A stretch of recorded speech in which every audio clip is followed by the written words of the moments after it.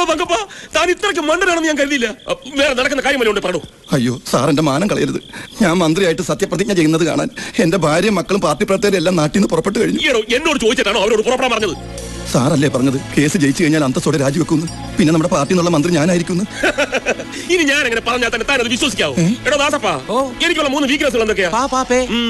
തങ്കപ്പനും അത് അറിയാമല്ലോ. പവർ ഇല്ലെങ്കിൽ പിന്നെ പണമില്ല, പണമില്ലെങ്കിൽ പെണ്ണുമില്ല. മിനിസ്റ്ററാ,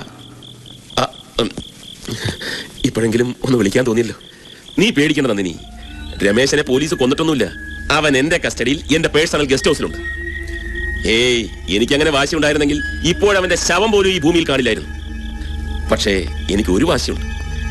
നീ വന്നെന്റെ കാൽ പിടിച്ച് മാപ്പ് പറയണം. ഈ കേസുമായി ഒരു ബന്ധമില്ലാത്ത കഥയും പറഞ്ഞ് എന്തിനാ സാർ വെറുതെ സമയം കളയുന്നത്? ബന്ധമുണ്ട് രാജശേഖരൻ.